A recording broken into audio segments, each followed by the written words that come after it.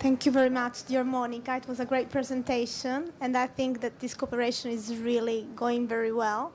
And as you were just chatting before, up until now, we had like workshops, seminars, just know each other, to be involving the real stakeholders in the loop. And now we're going to be proceeding towards a more practical, focused work to be done together. I would like now to pass the floor to Professor Giuseppe Goldenberghi, University of São Paulo, because we were having in this cooperation the presence of the Professor Goldenberghi, especially when concerned biofuel activities. So please, the floor is yours.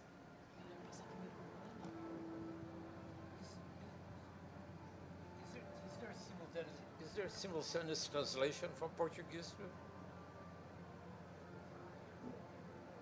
No. Yes. From Portuguese to Italian, ok? Bom, meus amigos, a Secretaria de Agricultura é responsável. A Secretaria de Agricultura é responsável pela produção de produtos agrícolas e o Estado de São Paulo é o grande estado de produção de cana-de-açúcar. E o programa do álcool começou em 1973 com a utilização de parte do caldo da cana-de-açúcar, que não era convertido em açúcar, mas era convertido em etanol. E etanol, como os senhores sabem, é um excelente combustível como substituto da gasolina. E quando o senhor Otto, que foi o técnico alemão que desenvolveu motores de automóvel há 100 anos atrás, quando ele desenvolveu esses automóveis, ele tentou etanol com grande sucesso. Acontece que etanol, até essa ocasião, não era produzido em grandes quantidades e era utilizado como bebida, como é até hoje, felizmente, né? E há mais de alguns milhares de anos. O que ocorreu em 1973, 74, é que o Estado de São Paulo embarcou numa experiência sem precedentes no mundo, que era produzir enormes quantidades de etanol.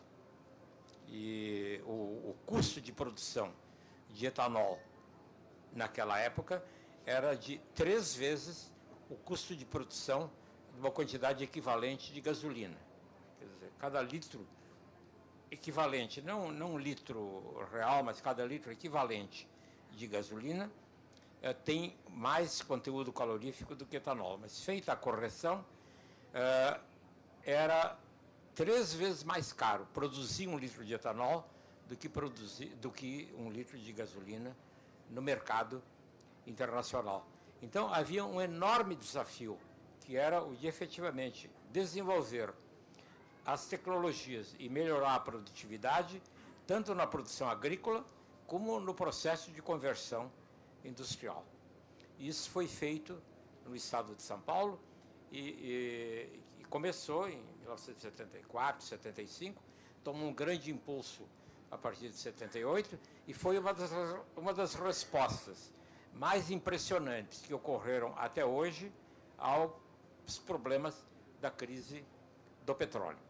E como os senhores sabem, o ministro Cline me apresentou como um amigo de 25 anos atrás, mas há 25 anos atrás nós éramos colegas como ministros. Eu era ministro na ocasião aqui no Brasil. A minha participação nesses programas, que são programas de grande sucesso no estado de São Paulo, foi como um cientista na área de engenharia e de ciência, que defendeu e conseguiu demonstrar as qualidades do etanol como um combustível que é um bom substituto para a gasolina.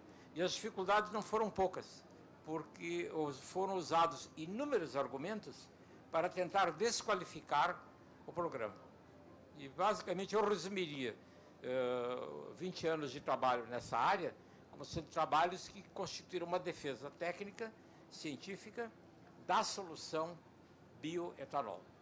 Nós estamos vivendo isso agora uma espécie de uma nova revolução, porque biomassa, não só bioetanol, mas biomassa em geral, está tendo um papel importante no mundo, inclusive na Itália, em que as pessoas estão começando a usar pellets de biomassa para substituir carvão. Quer dizer, como há um sério problema com a utilização de carvão, e na União Europeia isso é efetivamente um sério problema por causa dos compromissos dos países da Europa com a redução de emissões de carbono, então a utilização de pellets de biomassa são importantes.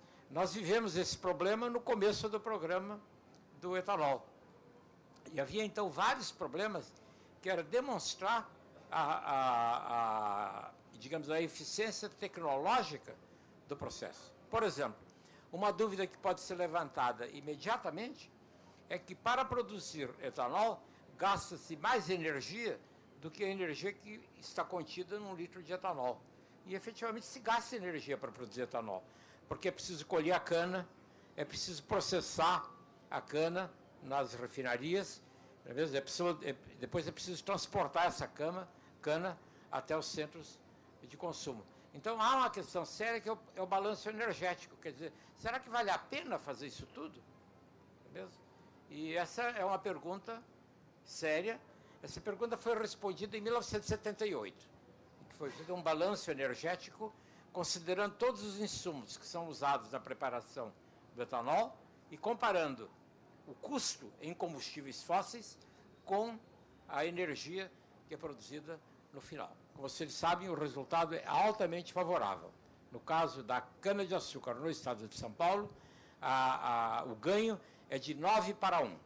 Isto é, uma unidade de combustível fóssil que é usado na preparação dá origem a 9 unidades de etanol. Ou seja, a participação de combustíveis fósseis é uma pequena fração da energia final. Isso precisava ser demonstrado cientificamente, foi demonstrado cientificamente, e quando os Estados Unidos começaram um programa de produção de etanol, usando não cana-de-açúcar, que não cresce bem nos Estados Unidos, mas usando milho, esse problema surgiu de novo. E sucede que com milho nos Estados Unidos, o balanço energético é muito pior.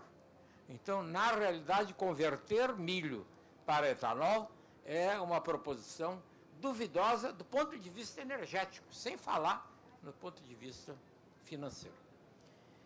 Bom, com a participação de inúmeros colegas da área da agricultura, outras áreas da Universidade de São Paulo, e colegas também do Instituto Agronômico de Campinas e da Universidade de Campinas, essas dúvidas foram levantadas, foram simplesmente removidas, e mais recentemente surgiu um outro problema fundamental, porque havia uma certa incompreensão acerca da rápida expansão do programa de produção de cana-de-açúcar, que estaria invadindo regiões florestadas, ou seja, a expansão da cultura da cana-de-açúcar envolveria desmatamento.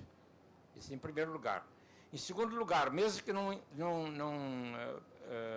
envolvesse desmatamento direto, ela, mesmo quando expandida em passagens, ela empurraria o gado para a fronteira amazônica.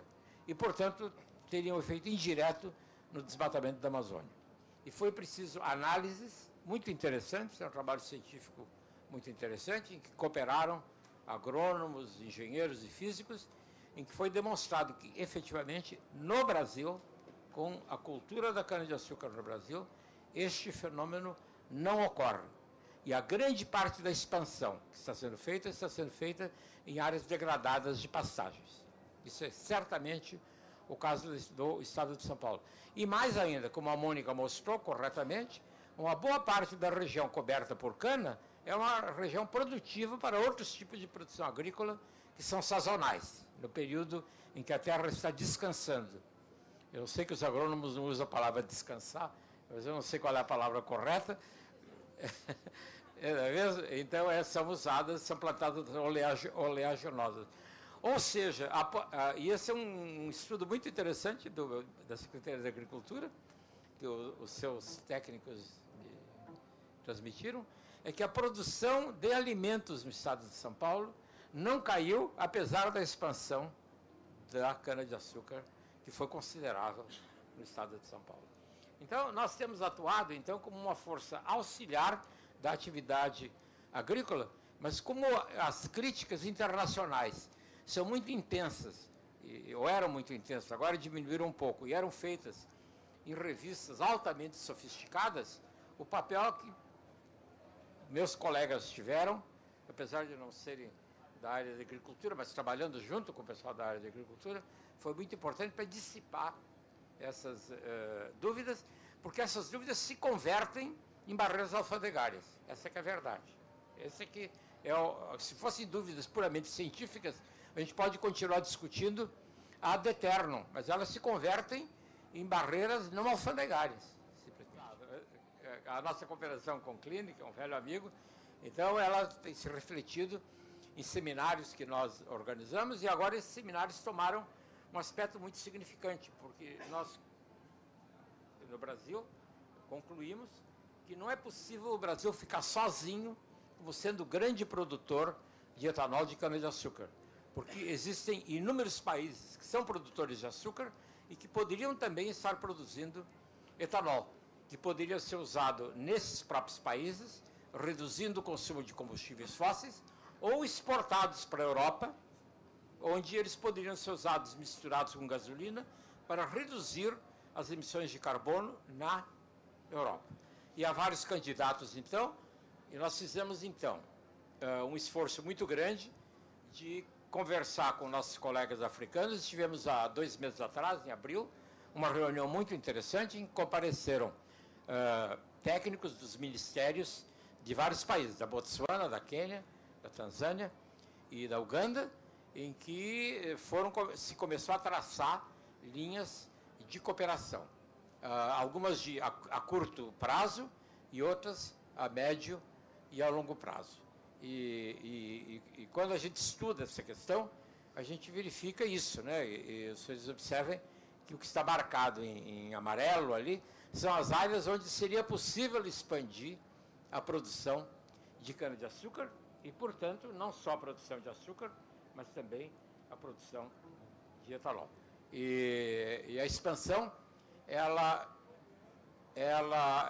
naturalmente deve obedecer, ela deve se beneficiar de 3 condições: a disponibilidade de terra, condições climáticas adequadas e custo de trabalho menor, que é o que a China está fazendo com todos nós, né? Não só com o Brasil, como com a Europa também, né? Quer dizer, a mão de obra da China é que explica a enorme penetração, a mão de obra barata na China é que explica. Nós estamos explorando, então, essas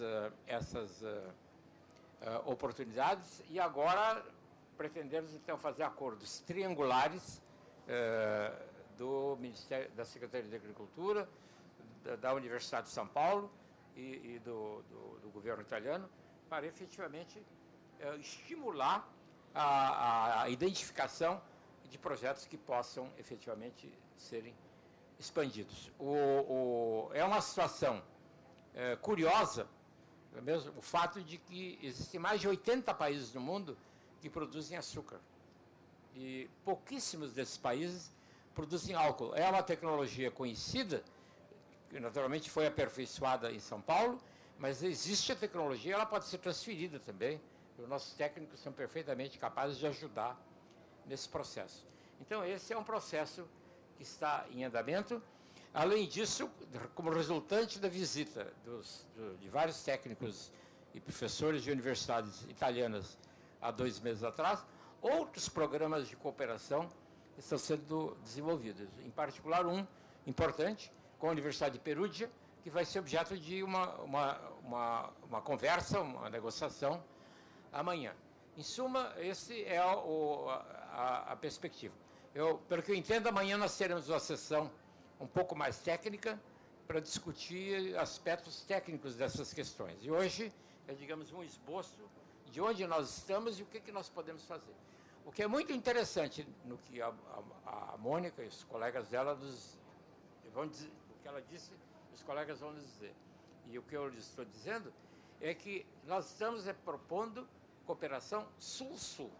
Nas negociações do outro lado da avenida, há uma enorme retórica sobre cooperação Sul-Sul. Essa cooperação que nós estamos promovendo não é retórica, não é cooperação Sul-Sul com assistência da Itália, que tem, evidentemente, interesse na expansão dessas tecnologias. Eu não creio que nós converteremos etanol de cana-de-açúcar numa commodity enquanto ele não for praticado, enquanto o que nós fazemos em São Paulo e em outros estados do Brasil não seja disseminado para outros países da África, e nós estamos muito esperançosos de que o apoio do governo da Itália nos ajude a expandir essa tecnologia, não para o nosso benefício, mas para o benefício dos países locais e dos usuários do álcool, que eventualmente serão países da Itália, que são a Itália ou outros países da União Europeia. Thank you very much, Professor Goldenberg. These were